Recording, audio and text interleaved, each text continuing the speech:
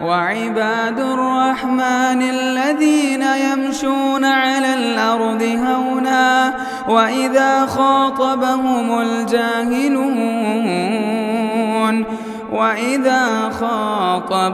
الجاهلون قالوا سلاما.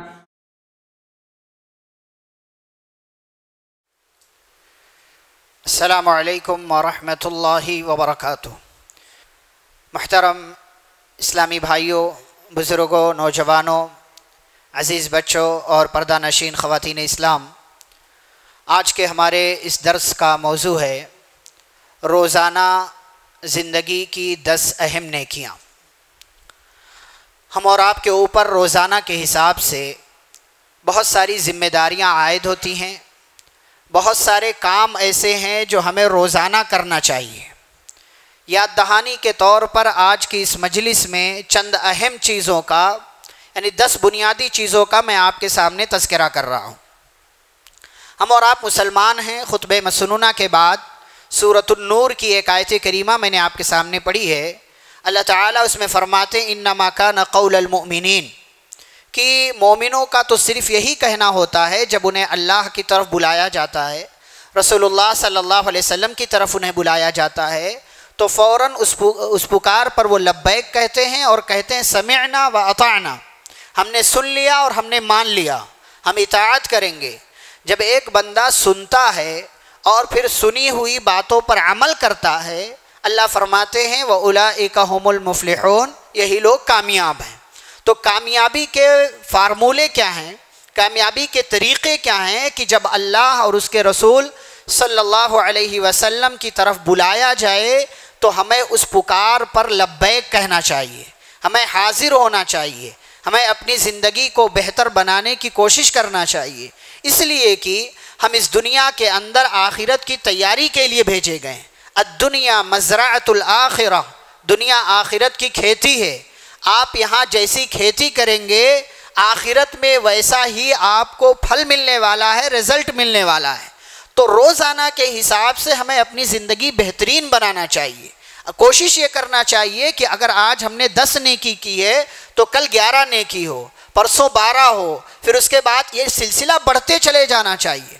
اور اگر آج ہم سے 4 5 6 گناہ ہوئے ہیں تو کل یہ گناہ 1 کم ہو، 2 کم ہو، پرسوں اور کم ہو. گناہ کا گراف ڈاؤن ہو اور نیکیوں کا گراف بڑھتا چلا جائے. یہ ایک مسلمان کا رویہ اور طریقہ ہونا چاہیے. ایسا نہیں ہے کہ ہم سے گناہ نہیں ہوگا، گناہ ہوگا اور ضرور ہوگا، لیکن اچھا انسان وہ ہے، بہترین انسان وہ ہے جو اپنے گناہوں کو کم سے کم کرتا چلا جائے اور اس کی نیکیاں بڑھتی ہوئی چلی جائیں اور وہ اپنے آپ کو بہتر بناتا ہوا چلا جائے. ایسی 10 چیزیں، 10 باتیں میں آپ کے سامنے رکھتا ہوں، اور یہ کوئی نئی بات نہیں ہے، بلکہ آپ کو صرف یاد دہانی کے لیے ریمائنڈر کے طور پر یہ باتیں آپ کو بتائی جا رہی ہیں. سب سے پہلی بات یا سب سے پہلا کام جو ہمیں روزانہ کرنا چاہیے لیکن ہم اکثر و بیشتر نہیں کرتے ہیں، وہ کام کیا ہے؟ کلمہ طیبہ لا الہ الا اللہ پڑھتے رہنا. پڑھتے رہنا. دیکھیں نماز میں کہیں آ گیا، دعا میں کہیں آ گیا تو ہم پڑھ لیتے ہیں، لیکن الگ سے ہم اپنی زندگی سوچیں کہ کتنی مرتبہ ہم دن بھر میں لا الہ الا اللہ کہتے ہیں. کتنی مرتبہ ہم کہتے ہیں لا الہ الا اللہ؟ افضل الذکر لا الہ الا اللہ. پیارے نبی صلی اللہ علیہ وسلم نے لا الہ الا اللہ کو سب سے افضل ذکر کہا. یہ سب سے افضل ذکر ہے. ایک بندہ جب لا الہ الا اللہ کہتا ہے تو اس کا مطلب کیا ہے؟ گویا کہ وہ دنیا بھر کے باطل معبودوں کا انکار کرتا ہے، رد کرتا ہے، ان کو ریجیکٹ کرتا ہے، اور اللہ واحد کو معبود حقیقی کو ایکسپٹ کرتا ہے، تسلیم کرتا ہے. روزانہ ہمیں یہ اور زندگی کا بھروسہ نہیں ہے کب، کہاں، کیسے، کس سچویشن میں، کس حالت میں انتقال ہو جائے. اس لیے کوشش یہ کریں کہ روزانہ کئی مرتبہ ہماری زبان سے کلمہ نکلے. پیارے رسول صلی اللہ علیہ وسلم نے بیان کیا من کان آخر کلامہ لا الہ الا اللہ دخل الجنہ، کہ جس کی زبان سے نکلنے والا آخری جملہ، لاسٹ سنٹنس یہ ہو لا الہ الا اللہ، وہ بندہ جنت کے اندر داخل ہوگا. خود پیارے نبی صلی اللہ علیہ وسلم نے اپنی زندگی کے آخری لمحات میں یہ اپنی زبان سے کلمہ نکالا، لا الہ الا اللہ، اللہ کے سوا کوئی سچا معبود نہیں۔ اچھا، جب ہم لا الہ الا اللہ کہتے ہیں تو ہمارا ایمان رینیو ہوتا ہے، ہم اپنے ایمان کی تجدید کرتے ہیں۔ ہو سکتا ہے کہیں غفلت میں ہم سے کوئی کفر کا کام ہو گیا ہو سکتا ہے غفلت میں کوئی شرک کا کام ہو گیا ہو سکتا ہے اللہ کی ناراضگی کا کوئی کام ہو گیا ہو، تو جب ہم لا الہ الا اللہ پورے ایمان پورے یقین کے ساتھ کہہ لیتے ہیں تو گویا کہ ہم اللہ رب العالمین کو اپنا معبود حقیقی تسلیم کر رہے ہیں، اور اگر اسی حال میں ہمارا انتقال ہو گیا تو ہم انشاءاللہ جنت کے اندر داخل ہوں گے۔ اور یہ لا الہ الا اللہ اس کا بڑا وزن ہے۔ حضرت موسیٰ علیہ السلام نے اللہ سے کہا، اے اللہ مجھے کوئی ایسا کلمہ بتا دے جو میں کہتا رہوں، تو اللہ نے کہا لا الہ الا اللہ کہیے۔ تو انہوں نے کہا اے اللہ تیرا ہر بندہ لا الہ الا اللہ کہتا ہے تو مجھے کچھ اور بتا۔ تو اللہ رب العالمین نے کہا موسیٰ علیہ السلام آپ کو معلوم ہونا چاہیے کہ اگر اس کلمہ طیبہ کو یعنی اس لا الہ الا اللہ کو اگر ترازو کے ایک پلڑے میں رکھ دو اور بقیہ ساری چیزوں کو ترازو کے دوسرے پلڑے میں رکھ دو تو لا الہ الا اللہ والا پلڑا بھاری ہو جائے گا۔ یہ اس کلمے کی اہمیت ہے، یہ اس کلمے کی عظمت ہے۔ لا الہ الا اللہ روزانہ ہمیں اپنی زندگی کے اندر اس کو شامل رکھنا چاہیے اور لا الہ الا اللہ کا ورد کرتے رہنا چاہیے۔ یہ پہلا کام، یہ پہلی بات۔ دوسری بات، اللہ رب العالمین کے بعد ہم مسلمانوں کے نزدیک سب سے عظیم ہستی پیارے رسول صلی اللہ علیہ وسلم کی ہے۔ ہمیں ان کو ماننا ہے، ان کو تسلیم کرنا ہے، اللہ کی عبادت کرنا ہے۔ طریقہ کس کا ہوگا؟ پیارے رسول صلی اللہ علیہ وسلم کا۔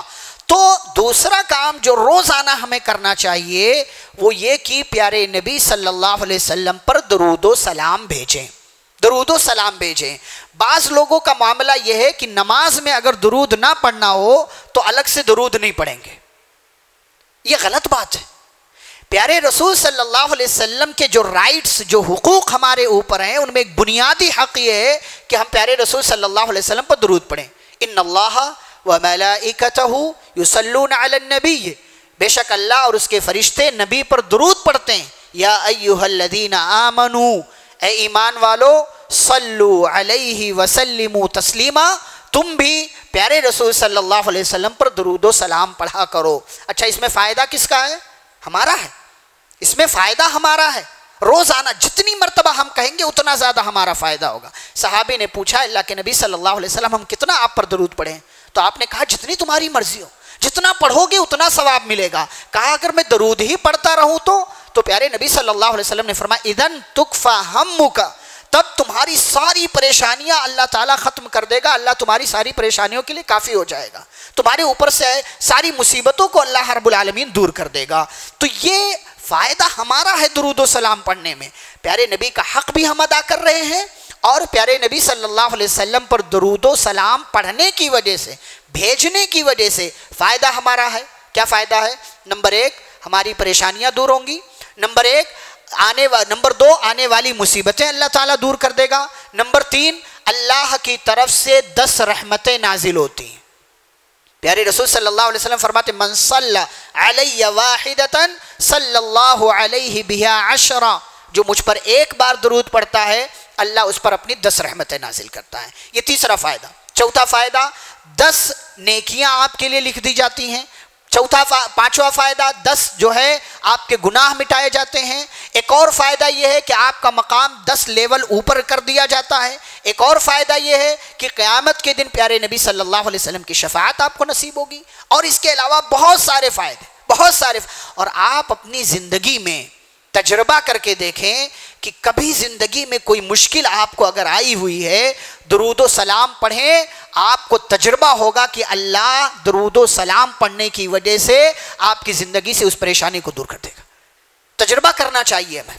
تو یہ دوسرا اہم اور بنیادی کام جو روزانہ ہمیں کرنا ہے اور کرنا چاہیے کہ پیارے رسول صلی اللہ علیہ وسلم پر درود و سلام پڑھیں، اور اس کے لیے الگ الگ الفاظ جو آئے ہوئے ہیں حدیث میں، اللہم صلی وسلم علی نبینا محمد، یا اس کے علاوہ درود ابراہیم جو آپ کو یاد ہوتی ہے، اور کئی طریقے سے. تو یہ سارے درود کے الفاظ جو ثابت ہیں، ان میں سے جو بھی آپ پڑھیں گے اس کا فائدہ آپ کو ملے گا، اور ایک کام کے ذریعے آپ دو کام انجام دیں گے. ایک تو نبی کا حق بھی آپ ادا کریں گے، کہ دوسرا فائدہ یہ ہوگا کہ آپ کو زندگی میں بہت ساری برکتیں مل جائیں گی. تیسرا کام، میں آپ سے سوال کروں کہ دنیا کا ایسا کون سا کام ہے جو کائنات کی ہر مخلوق وہ کام کرتی ہے؟ کون سا کام ہے؟ اللہ کی تسبیح بیان کرنا. یہ وہ کام ہے کہ اللہ رب العالمین کی ہر مخلوق، چاہے وہ آپ کی نظر میں ہو یا نظر میں نہ ہو، تسبح لہ السماوات السبع والارض ومن فیہن وَإِن مِّن شَيْءٍ إِلَّا يُسَبِّحُ بِحَمْدِهِ وَلَكِنْ لَا تَفْقَهُونَ تَسْبِيحَهُمْ. اللہ کہتے ہیں آسمان زمین، 7 آسمان 7 زمین، ان 7 آسمانوں 7 زمینوں میں رہنے والی مخلوق جتنی ہیں سب اللہ کی تسبیح بیان کرتے ہیں. اور کائنات کا، دنیا کا ذرہ ذرہ، ہر چیز اللہ کی تسبیح بیان کرتی. یہ الگ بات ہے کہ تمہاری سمجھ میں نہ آئے، یہ الگ بات ہے کہ تمہیں پتہ نہ چلے کہ یہ کیڑا، یہ مکوڑے، اور یہ حشرات الارض، یہ مچھر، یہ مکھی، یہ دیمک، یہ کھٹمل، اور یہ جو ہے کاکروچ جو آپ کے گھروں میں، یہ تمام مخلوقات اللہ کی تسبیح بیان کرتی. ہر ایک کی تسبیح بیان کرنے کا انداز الگ ہے، طریقہ الگ ہے، لیکن کائنات کا ذرہ ذرہ اللہ کی تسبیح بیان کرتا ہے.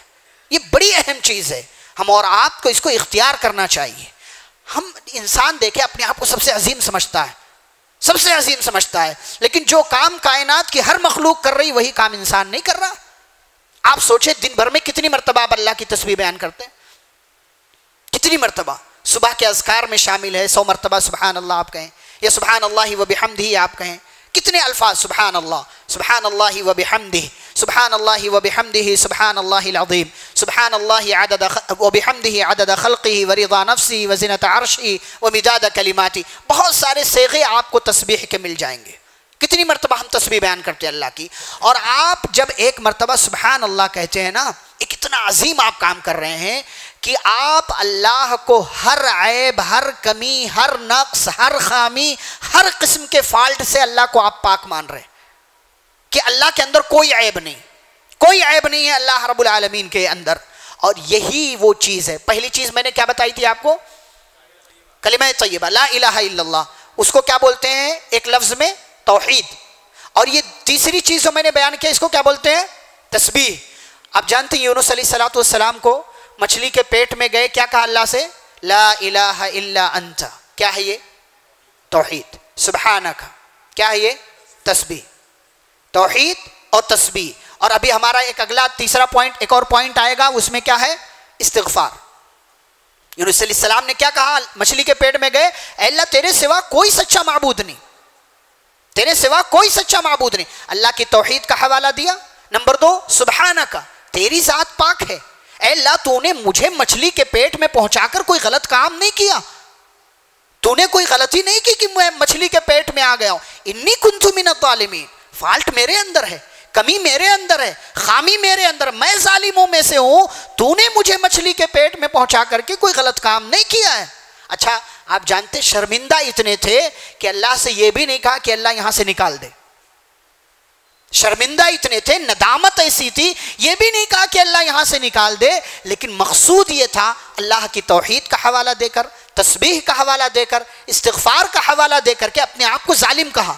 اچھا اپنی غلطی مان لینا بھی بہت بڑا جو ہے کام ہے. یہ کتنے لوگ ہیں سماج میں اپنی غلطی نہیں مانتے، اپنی غلطی نہیں مانتے. بارش زیادہ ہو جائے تو اللہ پر الزام لگ، کیا ضرورت ہے اتنی بارش ہونے کی؟ بارش نہ ہو تو بھی اللہ پر الزام، پتہ نہیں کیا کر رہا ہے اللہ، بارش ہی نازل نہیں ہو رہی ہے.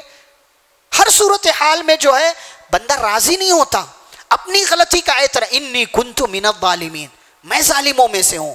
تو ایک تیسری چیز جو میں بیان کر رہا ہوں آپ کے سامنے، اللہ کی تسبیح بیان کرنا بہت فائدے کا کام ہے. ابراہیم علیہ السلام نے پیارے نبی صلی اللہ علیہ وسلم سے کیا کہا تھا کہ جائیے اور اپنی امت کو میری طرف سے سلام کہیے گا۔ ابراہیم علیہ السلام نے سلام بھیجا ہے ہمیں پیارے نبی صلی اللہ علیہ وسلم کے ذریعے، اور کیا کہا؟ کہہ دینا کہ جنت کی مٹی بڑی پاکیزہ ہے، اور یہاں اگر پیڑ تمہیں لگانا ہے اپنے نام کا تو کیا کرتے رہو؟ سبحان اللہ کہتے رہو، الحمدللہ کہتے رہو، اللہ اکبر کہتے رہو، لا الہ الا اللہ کہتے رہو۔ ہر ایک جملے، ہر ایک کلمے کے بدلے تمہارے نام کا ایک پیڑ جنت کے اندر لگا دیا جائے گا۔ باتیں ہمیں معلوم ہے، لیکن پریکٹیکل لائف دیکھیں کتنا ہم عمل کرتے ہیں، کتنی بار جو ہے روزانہ 24 گھنٹے کے ٹائم میں کتنی مرتبہ ہم سبحان اللہ کہتے ہیں۔ بہت اچھے نیک لوگ بھی ہیں، لیکن سعودی عرب وغیرہ میں دیکھیں آپ ماحول ہے، ہر جگہ یہاں لکھا ہوا ہے سبحان اللہ، سبحوا للہ، اللہ کی تسبیح بیان کرو، اللہ کی بڑائی بیان کرو، جگہ جگہ سبحان اللہ و بحمدہ سبحان اللہ العظیم۔ کتنا عظیم کام ہے، بندہ اللہ کی پاکی بیان کر دے۔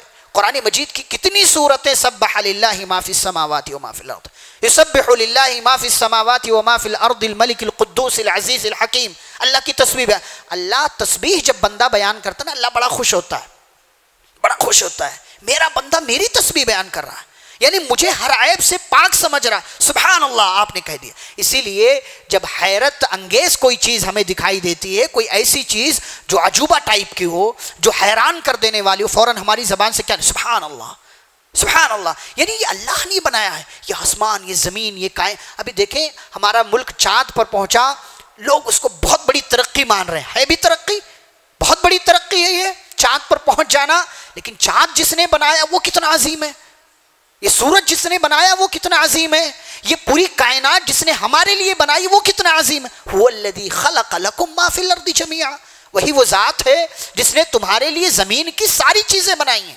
ساری چیزیں تمہارے لیے بنائی ہیں۔ تو جس نے ہمارے لیے سب کچھ بنایا، کیا اس کی ہم تسبیح بیان نہیں کر سکتے؟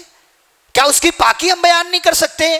چلتے پھرتے اٹھتے بیٹھتے گاڑی پر ہیں، جا رہے ہیں کہیں، بجائے اس کے کہ موبائل میں لگے رہیں، بجائے اس کے کہ گانے سنیں، بجائے اس کے کوئی کچھ اور، زبان کو تر کریں سبحان اللہ کے ذریعے، الحمدللہ کے ذریعے، اللہ اکبر کے ذریعے۔ تو یہ تیسری بات، روزانہ ہمیں تسبیح بیان کرتے رہنا چاہیے۔ چوتھی بات، بعض دفعہ کیا ہوتا ہے، ہم کوئی کام کر لیتے ہیں نا، کوئی پروجیکٹ ہے فائنل ہو گیا تو ہم کیا سمجھتے ہیں، تیر مار لیا میں نے، آئی ایم سم تھنگ، میں کچھ ہوں۔ بعض لوگ جو ہے کہیں پیسہ لگا دیتے مسجد مدرسے میں، ارے میرے بل پہ تو چل رہا ہے۔ نہیں، آپ کے پاس سارے اسباب ہوں، سارے وسائل ہوں، آپ دنیا کے سب سے بڑے مالدار بن جائیں، اگر اللہ کی توفیق نہ ہو آپ کوئی کام نہیں کر سکتے۔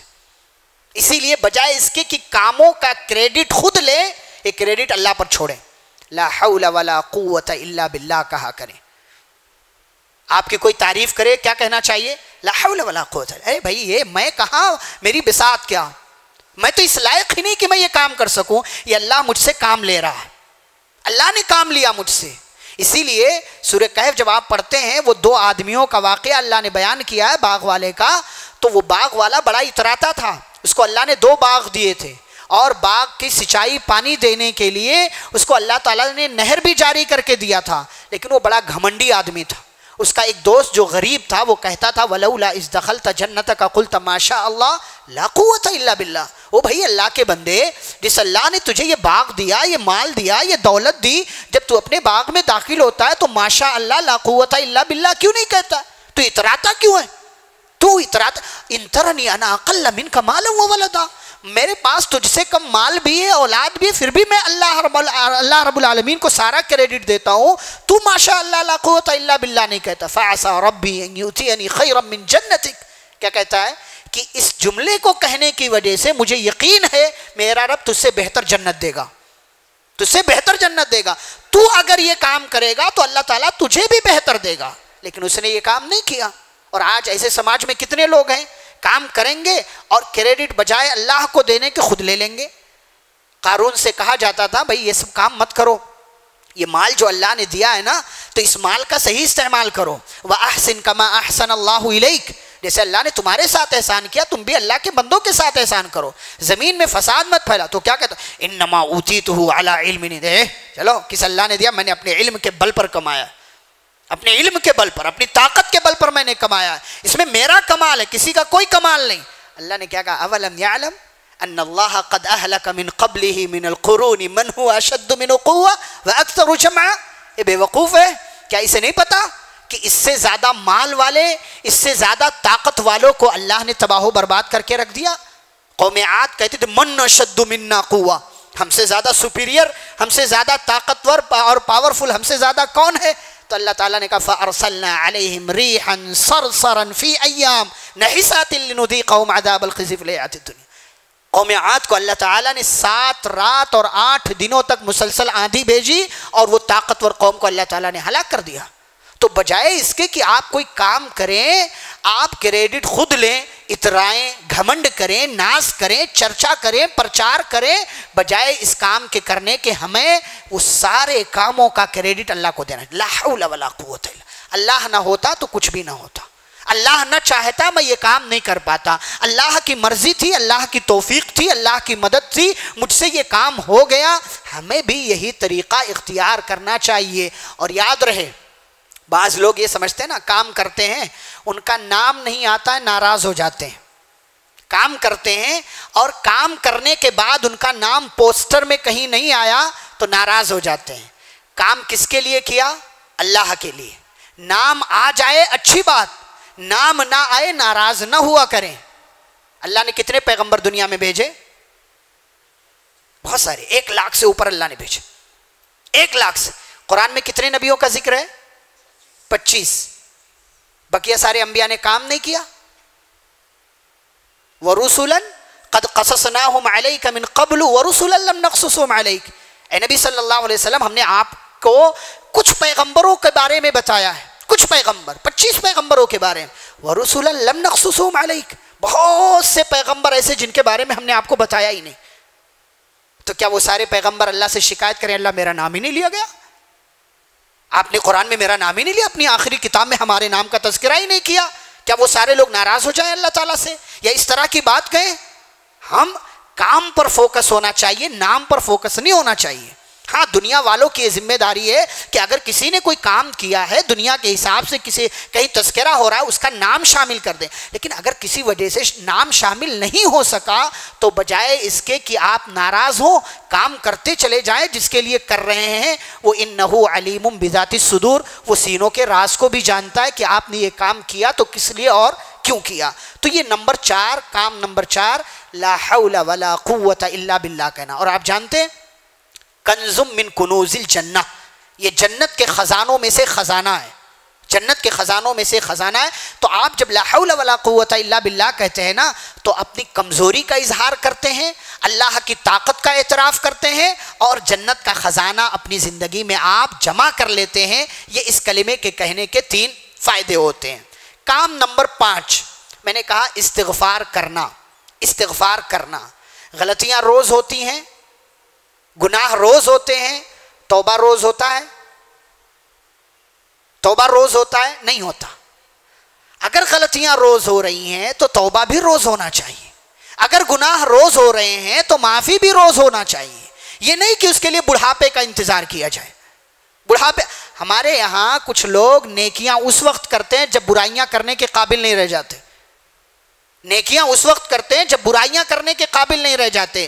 ہمیں نیکیاں ہر دور میں کرنا چاہیے اور اگر گناہ ہو جائے تو اللہ سے توبہ اور استغفار کرنا چاہیے. رسول اکرم صلی اللہ علیہ وسلم کوئی گناہ نہیں، کوئی غلطی نہیں، اس کے بعد بھی صحابہ سے ان کو سمجھانے کے لیے کہا کرتے تھے، ان کو ترغیب دلاتے تھے کہ میرے صحابہ یا ایھا الناس توبوا الی اللہ واستغفروا، اللہ سے توبہ کیا کرو، استغفار کیا کرو. فإنی اتوب الی اللہ فی اليوم 100 مرہ، میں ایک دن میں اللہ سے 100 مرتبہ توبہ اور استغفار کرتا ہوں. ہم کتنی مرتبہ کرتے ہیں؟ کتنی مرتبہ ہم کرتے ہیں؟ احساس ہونا چاہیے ہمیں اس کا. اور استغفر اللہ، استغفار کہنے کا فائدہ کیا ہے؟ کتنے فائدے آپ جانتے ہیں؟ کتنے فائدے؟ اللہ تعالیٰ آپ کے گناہ معاف کرے گا، بارش نازل ہوگی، اللہ اولاد دے گا، اللہ مال دے گا، اللہ نہریں جاری کرے گا. اور ایک فائدہ کیا ہوگا پتہ ہے؟ اللہ تعالیٰ اتحاد پیدا کر دے گا، طاقتور بنا دے گا. حضرت ہود علیہ السلام نے اپنی قوم سے کہا وَيَا قَوْمِ اسْتَغْفِرُوا رَبَّكُمْ ثُمَّ تُوبُوا إِلَيْهِ يُرْسِلِ السَّمَاءَ عَلَيْكُمْ مِدْرَارًا وَيَزِدْكُمْ قُوَّةً إِلَىٰ قُوَّتِكُمْ.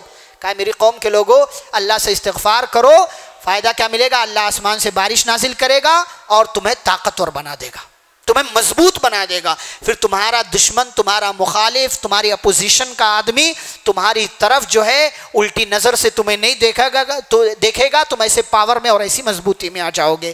تو استغفار ہمیں کرتے رہنا چاہیے. پیارے نبی صلی اللہ علیہ وسلم کے پاس گناہ نہیں تھے لیکن استغفار تھا. ہمارے پاس گناہ ہے لیکن استغفار نہیں ہے. اور جانتے ہیں زندگی کی ایک چھوٹی سی کہانی جو میں تقریباً ہر جگہ سنایا کرتا ہوں. ایک بندہ رات کو سوتا ہے یہ وعدہ کر کے سأتوب غدن، کل توبہ کر لوں گا، کل معافی مانگ لوں گا، کل سے اچھا بن جاؤں گا. فنام، لیکن رات کو سوتا ہے، ولم یستیقظ، اور صبح اٹھ نہیں پاتا، مر جاتا ہے. وہ توبہ کب کرے گا؟ وہ اللہ سے معافی کب مانگے گا؟ گناہ روز ہو رہے ہیں.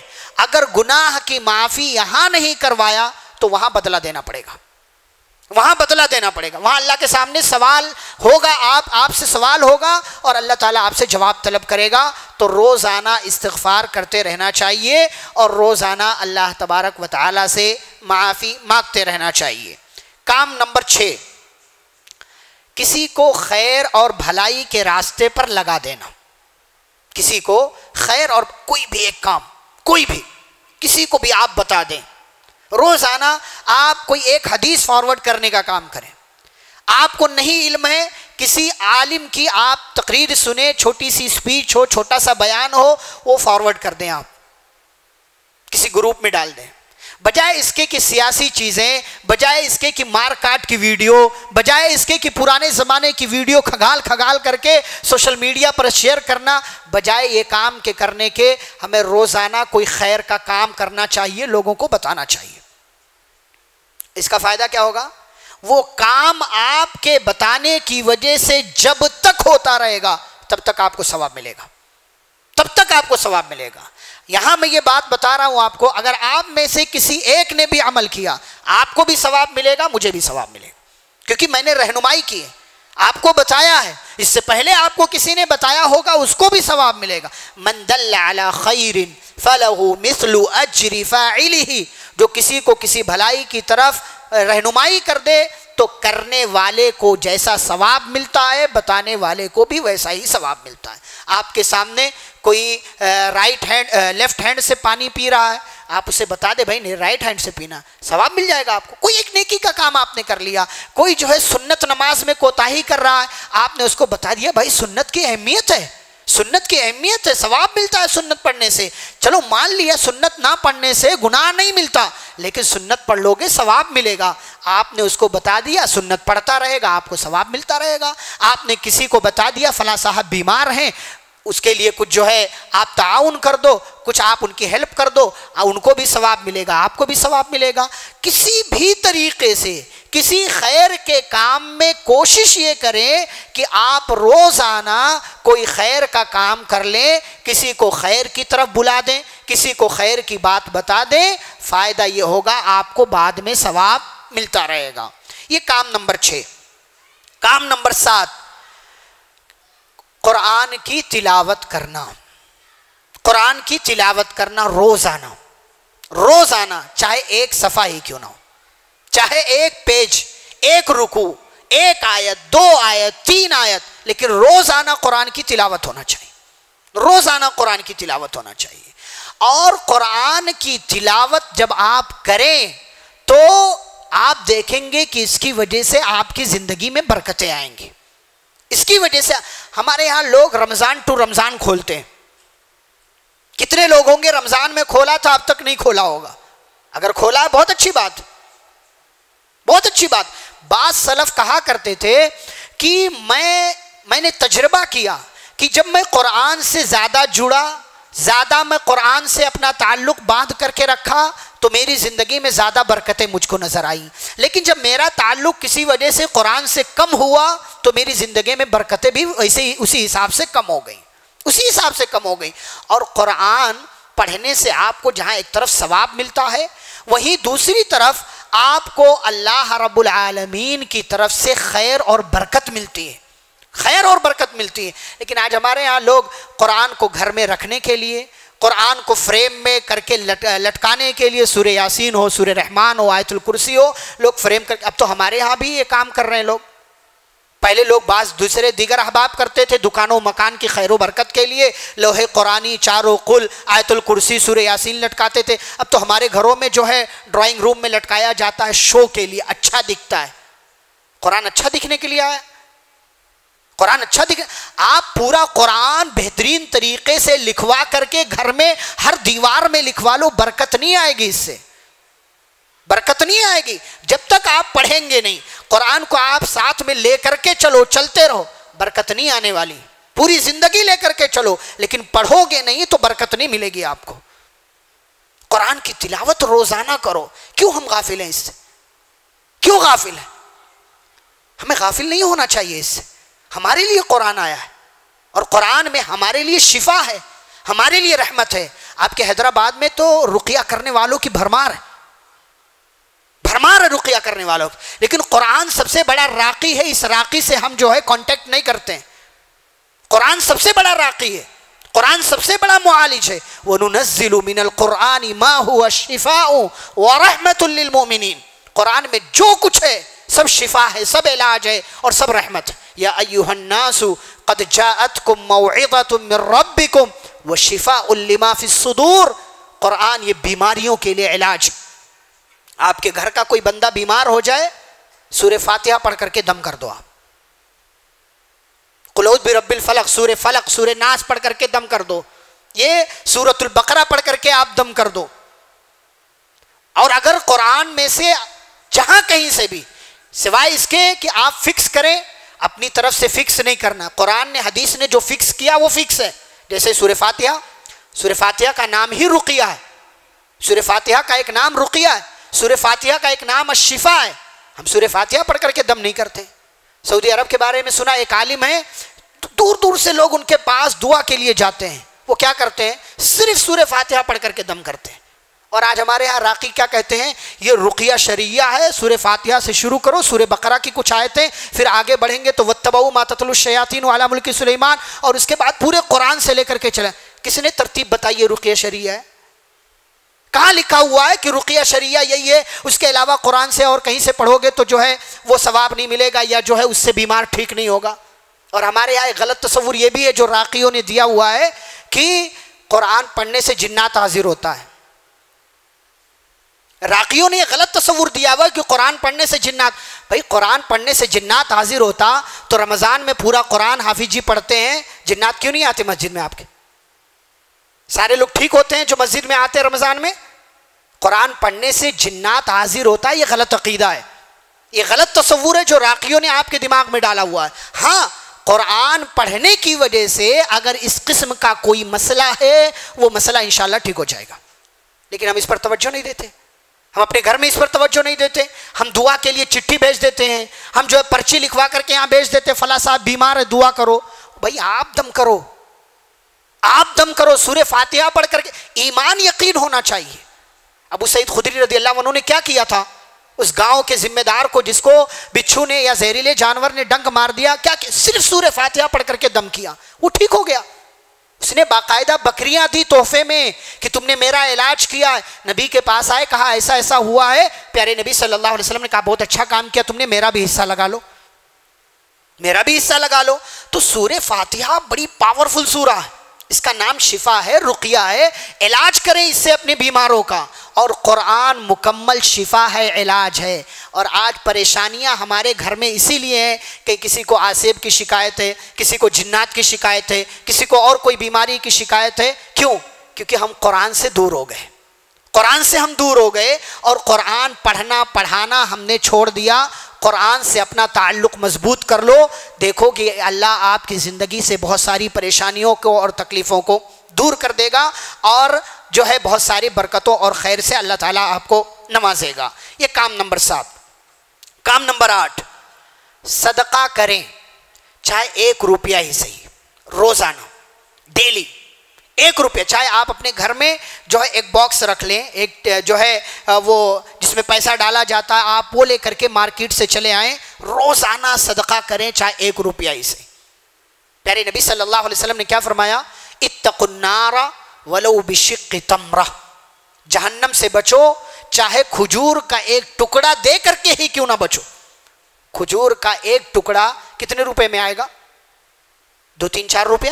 کھجور کے 4 حصے کریں، ایک ٹکڑا بھی اگر آپ صدقہ دے سکتے ہو تو اس سے جہنم سے بچنے کی کوشش کریں، اسے صدقہ کر کے۔ آپ کا 1 روپیہ بھی آپ کو جہنم سے بچا سکتا ہے۔ آپ کا 1 روپیہ دیا گیا صدقہ بھی آپ کو جہنم سے بچا سکتا ہے۔ شرط یہ کہ اخلاص ہونا چاہیے، نیک نیتی کے ساتھ آپ دیں، روزانہ صدقہ کریں، روزانہ۔ اچھا یہاں پر بات آئی، میں ایک بات اور ذکر کروں کہ ہم مسجدوں میں دیتے ہیں روپیہ پیسہ الحمدللہ، لیکن بعض لوگ پھٹی پرانی نوٹ ڈال دیتے، کہیں نہیں چلے گی مارکیٹ میں تو مسجد میں چلے گی، مسجد کے گلے میں ڈال دیتے، پھٹی پرانی بوسیدہ خراب ردی نوٹ جس پہ رنگ لگا ہوا، جس کا کلر اڑ گیا ہے۔ اچھا انہیں کوئی دے تو نہیں لیں گے، لیکن اللہ کو برابر دیتے ہیں۔ اللہ کیا کہتے ہیں؟ یا ایھا الذین آمنوا انفقوا من طیبات ما کسبتم ومما اخرجنا لكم من الارض ولا تیمموا الخبیث منه تنفقون ولستم بآخذیہ الا ان تغمضوا فیہ۔ کہا کہ جب خرچ کرو اچھا مال خرچ کرو، خبیث اور ردی مال مت خرچ کرو۔ وہ ردی مال جس کو تم خود نہیں لیتے ہو اس کو اللہ کو دیتے ہو، الا ان تغمضوا فیہ۔ ہاں کوئی آپ کو پاگل بنا کر کے موڑ توڑ کر کے دے دے، آپ نہ دیکھ سکے تو الگ بات ہے، لیکن اگر کوئی بتا کر کے دے کہ بھائی یہ نوٹ پھٹی ہوئی ہے لے لو، کبھی آپ نہیں لیں گے، لیکن آپ اللہ تعالیٰ کو دیتے ہیں، آپ اللہ کو دیتے ہیں اور آپ یہ سمجھتے ہیں اس سے جنت ملے گی۔ لن تنالوا البر حتى تنفقوا مما تحبون، جب تک محبوب مال اللہ کے راستے میں خرچ نہیں کرو گے تب تک جنت نہیں ملے گی آپ کو۔ آپ یہ سمجھیں کہ جو ہے میں یہ نوٹ پھٹی پرانی نوٹ دے دوں اللہ تعالیٰ کی جنت مل جائے گی، نہیں ملے گی آپ کو، نہیں ملے گی آپ کو۔ نیت اچھی ہو، مال اچھا ہو، تب ایسی صورت میں جا کر کے آپ کو اللہ رب العالمین کی طرف سے جنت ملے گی۔ اچھا ایک بات یہاں پر، صدقہ کرنے سے بلائیں اور پریشانیاں بھی دور ہوتی ہیں، بیماریاں بھی دور ہوتی ہیں، لیکن آپ یہ سمجھیں کہ میرے ابا کینسر میں مبتلا ہیں، اللہ ہم سب کی حفاظت کرے، لیکن آپ یہ سوچیں کہ میرے ابا بیمار ہے، اتنی بڑی بیماری ہے، چلو میں 1 روپیہ کسی غریب کی مدد کر دوں، صدقہ کی وجہ سے ہو سکتا ہے اللہ تعالیٰ میرے ابا کو ٹھیک کر دے۔ آپ کی نیت اچھی ہے، لیکن شریعت کا ایک قانون ہے، پتہ ہے؟ الجزاء من جنس العمل۔ آپ کو اگر اونچائی چاہیے تو کوشش بھی ویسے ہی کرنی پڑے گی آپ کو۔ آپ یہ چاہتے ہیں آپ کا کینسر بیمار ٹھیک ہو جائے تو اسی بیماری کے لیول پر آ کر کے آپ کو خرچہ کرنا پڑے گا، صدقہ کرنا پڑے گا۔ یہ نہیں کہ بیماری تو اعلیٰ لیول کی ہے اور جو ہے آپ 1 روپیہ صدقہ دے رہے ہیں، اللہ تعالیٰ کے لیے کوئی بعید نہیں ہے۔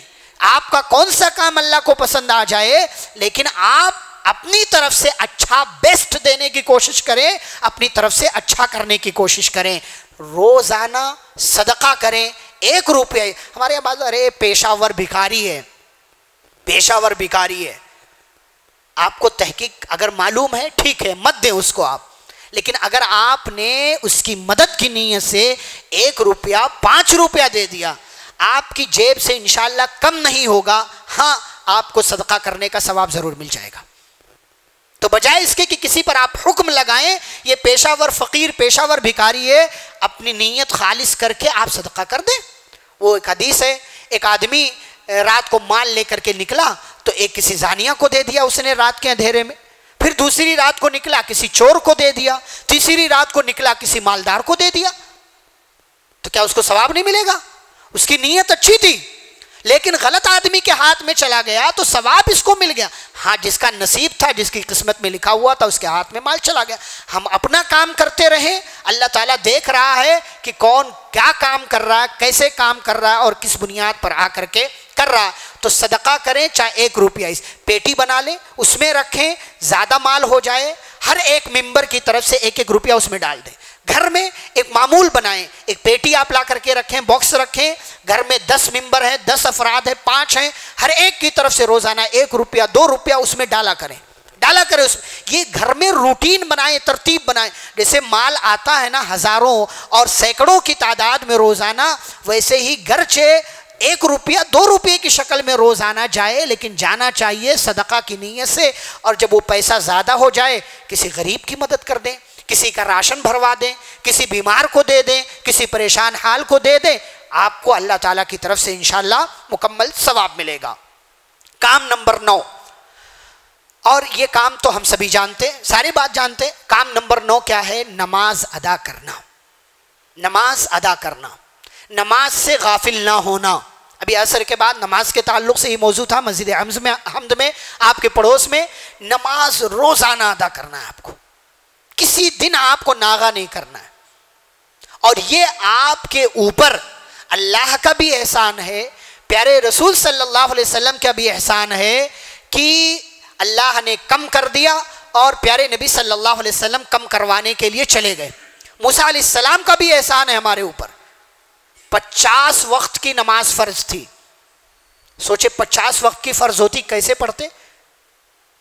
کیسے پڑھتے؟ پھر کماتے کب، کھاتے کب، سوتے کب، کیسے پڑھتے آپ 50 وقت کی نماز؟ لیکن موسیٰ علیہ السلام نے کہا، نبی صلی اللہ علیہ وسلم واپس گئے، اللہ سے درخواست کی، کم ہو گیا 40 30 20 10 5. پھر کہا جاؤ تمہاری امت نہیں پڑھ پائے گی. کہا اب حیا آتی، اب نہیں جا سکتے. اللہ نے کہا کم کر دیا، لیکن کیا کہا؟ ہن خمسن وہن خمسون. یہ 5 ہیں لیکن ثواب 50 کا ملے گا. 5 ہیں لیکن ثواب 50 کا ملے. کتنا بڑا اللہ کا ایسا. 45 کم کیا، نماز کی تعداد کم کر دی، لیکن ثواب میں کوئی کمی نہیں کی. ثواب میں کوئی کمی نہیں کی.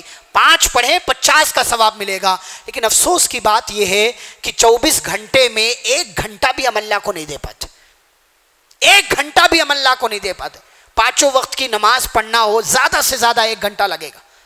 1.25 گھنٹہ مان لو، 1.25 گھنٹہ. 24 گھنٹے میں 8 گھنٹہ آپ کے سونے کا، 10 گھنٹہ آپ کے دکان کا، 10 8 18 ہو گئے. باقی 6 گھنٹے کچھ کھا لو، آپ یہاں چلے جاؤ وہاں چلے جاؤ. باقی 1 گھنٹہ 1.25 گھنٹہ تو نکال سکتے ہو. 1 گھنٹہ 1.25 گھنٹہ اللہ کو دینے میں کوئی حرج نہیں ہو رہا. اور اس میں ہمارا فائدہ. نماز کے کتنے فائدے آپ جانتے، کتنے فائدے، جسمانی فائدہ، روحانی فائدہ، گھریلو فائدہ، خاندانی فائدہ، سارے فائدے ہیں نماز کے اندر، سارے فائدے ہیں. یہ نماز آپ کو تندرست کرتی ہے، یہ نماز آپ کے گھر کا ماحول ٹھیک کرتی ہے، یہ نماز آپ کی نسلوں کو ٹھیک کرتی ہے، یہ نماز آپ کو برائیوں سے، فواحش سے، منکرات سے دور رکھتی ہے، یہ نماز آپ کو گناہوں سے پاک صاف کرتی ہے. لیکن پھر بھی ہم 5 وقت کی نماز 24 گھنٹے کے اندر صحیح طریقے سے ادا نہیں کر پاتے. اس میں کبھی قضا ہو گئی، کبھی وقت بے وقت پڑھ لیا، کبھی جماعت کے ساتھ پڑھا، کبھی بے جماعت ہو کر کے پڑھ لیا ہم نے. کوئی مجبوری ہے الگ مسئلہ ہے، لیکن مجبوری نہ ہو، کوئی پریشانی نہ ہو، گھر میں ہے اور کسی دکان میں ہے، نماز کے لیے آ جاؤ، نماز کے لیے آ جاؤ. نماز کی برکت کی وجہ سے اللہ آپ کی زندگی کے بہت سارے مسائل ٹھیک کر دے گا. تو روزانہ 5 وقت کی نماز فرض ہے. چلو ٹھیک ہے تہجد نہیں پڑھ پا رہے ہو نہ پڑھو. چلو ٹھیک ہے نماز اشراق چاشت کی نماز نہیں پڑھ پا رہے ہو مت پڑھو. چلو تحیۃ المسجد نہیں پڑھ پا رہے ہو چلو مت پڑھو. لیکن 5 وقت کی نماز جو فرض ہے وہ تو پڑھو، وہ تو پڑھو. یہ کسی صورت معاف نہیں ہے. ہاں جب تک آپ کی سانس چالو ہے یہ 5 وقت کی نماز آپ پر فرض ہے. اگر آپ پاگل نہیں ہوتے ہیں، یا تو آپ پاگل ہو جائیں تو آپ کے اوپر نماز نہیں، یا تو آپ مر جائیں تو آپ کے اوپر نماز نہیں. لیکن اگر آپ زندہ ہیں، بالغ ہو گئے ہیں، عقل مند ہو گئے ہیں، تو آپ کے اوپر یہ 5 وقت کی نماز فرض ہے. نہیں پڑھیں گے اللہ تعالیٰ سخت حساب لے گا. نماز کا معاملہ گڑبڑ ہے تو سارے معاملات آپ کے گڑبڑ ہو جائیں گے. اور آخری بات، آخری چیز، آخری کام، کیا کام ہو سکتا ہے اندازہ لگائیں گے؟ جی دعا. بارک اللہ فیک. آخری کام دعا کرنا. دعا کرنا. آج جن چیزوں سے ہم زیادہ غافل ہیں ان میں ایک چیز دعا بھی ہے. بہت غافل ہے. اچھا ہمارے ہاں ٹرینڈ چل رہا ہے نا دعا میں یاد رکھنا، ہے نا. کہاں جا رہے ہو؟ سفر پر، دعا میں یاد رکھنا. حج کرنے جا رہے ہو، دعا میں یاد رکھنا. عمرہ جا رہے ہو، دعا کرنا میرے لیے. کون کتنا کرتا ہے؟ اپنے اپنے سے پوچھو. آپ مجھ سے 10 لوگوں نے دعا کے لیے کہا، میں نے کس کس کے لیے کیا؟ اپنے آپ سے سوال کرو. آپ نہیں کرتے، ہم بس صرف کہہ رہے ہیں. یہیں تک ہے، دعا نہیں کرتے. اور یہ انسان اتنا مطلبی ہے، سیلفش اتنا ہے، اپنے لیے نہیں کرتا تمہارے لیے کیا کرے گا؟ اپنے لیے کبھی کبھی ہاتھ اٹھاتا ہے، جمعہ سے جمعہ اٹھاتا ہے. ایسا لگتا ہے کہ کسی انسان سے مانگنا. اللہ کیا کہتے ہیں؟ من لم یسأل اللہ یغضب علیہ. جو اللہ سے نہ مانگے اللہ اس سے ناراض ہوتا ہے. اللہ اس سے غصہ ہوتا ہے. انسانوں سے مانگو تو انسان غصہ ہوتے ہیں اور اللہ سے نہ مانگو تو اللہ غصہ ہوتا ہے. ہم اللہ سے نہیں مانگ رہے ہیں, نہیں مانگ رہے ہیں ہم. اللہ کیا کہتے ہیں؟ قل ما یعبأ بکم ربی لولا دعاؤکم. اگر ہم اس آیت کو صحیح طریقے سے سمجھ لینا, سورہ فرقان کی آخری آیت, اللہ کہتے ہیں کہ اے نبی صلی اللہ علیہ وسلم آپ کہہ دیجئے اگر تمہاری دعائیں نہ ہو تو میرا رب تمہاری پرواہ نہ کرے.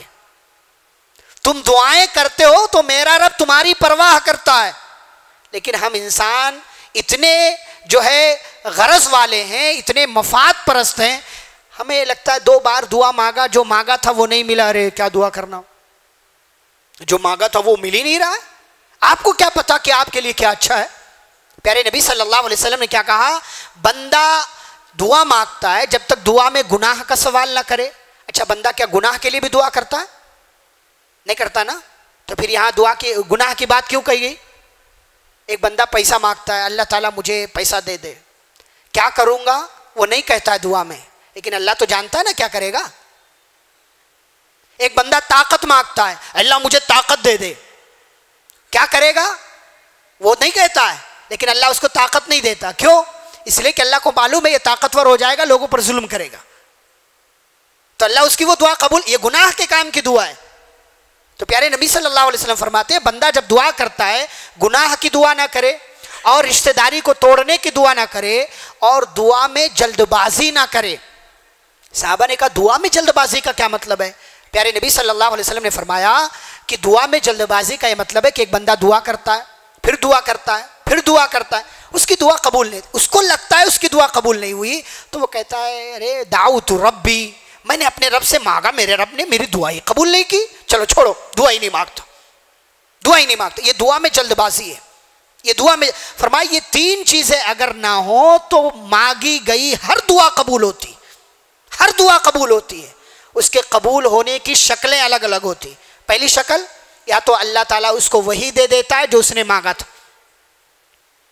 دوسری شکل کہ بندے نے جو مانگا تھا وہ تو نہیں ملا, لیکن بندے کی اس دعا کی وجہ سے اللہ تعالیٰ نے اس پر آنے والی مصیبت دور کر دی. آپ نے صبح فجر کی نماز پڑھی, اللہ سے دعا کیا اللہ تعالیٰ آج کاروبار میں بہت کامیاب کر دینا, فلاں پارٹی سے ملنے جا رہا ہوں, کام ہو جانا چاہیے, کام نہیں ہوا الٹا نقصان ہو گیا. تو ہمیں کیا لگتا ہے رے دعا مانگا تھا دعا قبول نہیں ہوئی. آپ کو کیا پتا کہ جب آپ اس پارٹی سے ملنے جا رہے تھے راستے میں آپ کا ایکسیڈنٹ ہونے والا تھا, اسی دعا کی وجہ سے اللہ نے آپ کو بچا لیا, اسی دعا کی وجہ سے اللہ نے آپ کو بچایا. تو دوسری شکل دعا کے قبول ہونے کی, اللہ تعالیٰ اس کی وجہ سے آنے والی مصیبت دور کر دیتا ہے. اور تیسری شکل ہوتی ہے دعا قبول ہونے کی, اللہ اس کو اپنے پاس اسٹور کر لیتا ہے, جمع کر لیتا ہے. دعا وہ جو مانگا ہے وہ نہیں دیا گیا, آپ مانگ رہے مانگتے جا رہے ہیں, نہیں مل رہا ہے آپ کو, لیکن اللہ اس کو جمع کر رہا ہے. آپ تصور کریں آپ نے 100 مرتبہ دعا کیا, آپ کو لگا 2 دعا قبول ہوئی ہے, 98 قبول نہیں ہوئی ہے, تو آپ کو خوش ہونا چاہیے یا غم منانا چاہیے؟ خوش ہونا چاہیے. کیوں؟ اس لیے کہ اللہ نے اسٹور کر کے رکھا. قیامت کے دن اللہ سے ملیں گے, اللہ کہے گا لے بندے تو نے مجھ سے دعا مانگا تھا, 98 دعاؤں کا بدلہ تجھے یہاں دیا جا رہا ہے, تجھے یہاں دیا جا رہا ہے. تو یہ والا زیادہ اچھا ہے یا وہ والا زیادہ اچھا ہے؟ ظاہر سی بات ہے وہ والا زیادہ اچھا, وہاں ایک ایک نیکی کے محتاج ہوں گے ہم. اچھا اللہ سے مانگو, مل گیا تب بھی اچھا, اور نہیں ملا تو اور اچھا, نہیں ملا تو اور اچھا. زکریا علیہ السلام نے کیا کہا؟ اے اللہ میں نے تجھ سے دعا مانگا, اذ نادى ربه نداء خفيا, اس کے بعد کہتے رب انی وهن العظم منی واشتعل الرأس شیبا ولم اکن بدعائک رب شقیا. کہتے اللہ میری ہڈیاں کمزور ہو گئیں, سر کے بال سفید ہو گئے, لیکن جہاں تک بات دعا مانگنے کی ہے اب بھی میں تجھ سے دعا مانگنے سے پیچھے نہیں ہٹنے والا. ظاہری اسباب اولاد کے پیدا ہونے کے سب ختم ہیں, لیکن اس کے باوجود اللہ سے دعا مانگ رہے. یہ کمال کی بات, یہ کمال کی بات ہے. تو ہمارا کام دعا مانگنا ہے, قبول کرنا کس کا کام ہے؟ اللہ کا. کیسے قبول کرنا ہے, کس شکل میں قبول کرنا, کس لیول پر قبول کرنا, یہ سب اللہ کو معلوم ہے. اور اللہ حکیم ہے, اور حکیم کی کوئی بھی بات حکمت سے خالی نہیں ہوتی, وَعَسَىٰ أَن تَكْرَهُوا شَيْئًا وَهُوَ خَيْرٌ لَكُمْ، آپ نے اللہ سے بیٹا مانگا تھا، اللہ نے بیٹی دے دیا، اچھا ہے یا برا؟ اچھا ہے۔ کیوں؟ ہو سکتا ہے وہ بیٹا آپ کی بدنامی کا ذریعہ بنتا، بڑا ہونے کے بعد آپ کا خیال نہیں رکھتا، آپ کو گھر سے نکال کر باہر پھینک دیتا، اللہ نے اس کے بجائے بیٹی دے دیا، بیٹی خیال رکھے گی، بیٹی سب کچھ کرے گی، سسرال میں ہونے کے باوجود ماں باپ کو پوچھے گی، ماں باپ کے لیے دعائیں کرے گی۔ تو وَعَسَىٰ أَن تَكْرَهُوا شَيْئًا وَهُوَ خَيْرٌ لَكُمْ، ہو سکتا ہے جو آپ نے مانگا وہ آپ کے لیے برا تھا، لیکن اللہ نے جو دیا وہ آپ کے لیے اچھا تھا۔ تو ہر صورتحال میں راضی رہنا چاہیے، ہمارا جو کام ہے دعا کرنا، دعا کرتے رہنا چاہیے، جتنی زیادہ دعائیں کریں گے اللہ اتنی پرواہ کرے گا۔ اور اسی میں ایک بات شامل کر لیں، صرف زبانی جمع خرچ نہ کریں، یہ مت کہیں دعا میں یاد رکھنا، دعا میں، بلکہ اپنے مسلمان بھائیوں بہنوں کے لیے دعائیں کرتے رہیں۔ پیٹھ پیچھے کی گئی دعا اللہ تعالیٰ قبول کرتا ہے، اور جب آپ اپنے بھائی کے لیے مانگتے ہیں کچھ نہ، تو آپ کے پاس ایک فرشتہ ہوتا ہے، وہ آمین کہتا ہے اور کہتا وَلَكَ بِمِثْلٍ، اے اللہ کے بندے جو تو نے اپنے بھائی کے لیے مانگا ہے وہی تجھے اللہ عطا کر دے، یعنی اللہ اس کو بھی دے دے اور اللہ تجھے بھی عطا کر دے۔ تو دعا کرتے رہنا چاہیے، دعاؤں سے غافل نہ ہو، اللہ تبارک و تعالی آپ کا خیال رکھے گا اس دعاؤں کی وجہ سے، اور روزانہ دعا کریں، ایک بار، دو بار، تین بار، چلتے پھرتے دعا آپ کیسے بھی کر سکتے ہیں۔ بیٹھ کر کے کہیں ہاتھ اٹھا کر دعا کریں، اچھی بات ہے، گاڑی پر چل رہے ہیں وہاں بھی دعا کر سکتے ہیں، بیٹھے ہیں وہاں بھی دعا کر سکتے ہیں، لیٹے ہوئے ہیں ویسے بھی دعا کر سکتے ہیں، اس کے لیے کوئی خاص پوزیشن میں آنے کی آپ کو ضرورت نہیں ہے، جب چاہیں جیسے چاہیں اللہ رب العالمین سے دعا کریں، لیکن روز دعا کریں۔ تو یہ 10 کام میں نے آپ کے سامنے روزانہ کرنے کے بیان کیے۔ نمبر 1 کلمہ طیبہ کا ورد کرنا، نمبر 2 نبی صلی اللہ علیہ وسلم پر درود پڑھنا، نمبر 3 تسبیح بیان کرنا، نمبر 4 لا حول ولا قوت الا باللہ کہنا، نمبر 5 استغفار کرنا، نمبر 6 کسی کو خیر اور بھلائی کی طرف رہنمائی کر دینا، نمبر 7 قرآن کی تلاوت کرنا، نمبر 8 صدقہ کرنا، نمبر 9 نماز ادا کرنا، اور نمبر 10 دعا کرنا۔ اللہ رب العالمین سے دعا ہے اللہ ہم سبھی کو سنی گئی باتوں پر عمل کرنے کی توفیق عطا فرمائے۔ اللہ رب العالمین ہمیں قرآن و حدیث کی تعلیمات کو پڑھنے، سمجھنے، ان پر عمل کرنے اور ان باتوں کو دوسروں تک پہنچانے کی توفیق دے۔ اللہ رب العالمین جب تک دنیا میں زندہ رکھے، اسلام اور ایمان پر زندہ رکھے، خاتمہ و تو خاتمہ بالخیر ہو۔ وصلی اللہ تعالی علی نبینا محمد وعلی آلہ وصحبہ اجمعین برحمتک یا ارحم الراحمین۔ ربنا تقبل منا انک انت السمیع العلیم، سبحانک اللہم وبحمدک، اشہد ان لا الہ الا انت، استغفرک واتوب الیک۔ والسلام علیکم ورحمۃ اللہ وبرکاتہ۔ مسجد عباد الرحمن کے پلیٹ فارم سے ہونے والی دعوت و تبلیغ کے مشن کو آگے بڑھانے میں ہمارا بھرپور ساتھ دیں۔ علم و عمل سے ناطہ جوڑنے کے لیے اہل علم سے جڑیں۔ مسجد عباد الرحمن کے یوٹیوب چینل کو سبسکرائب کریں اور آگے شیئر کرنا ہرگز نہ بھولیں۔ فجزاکم اللہ خیر۔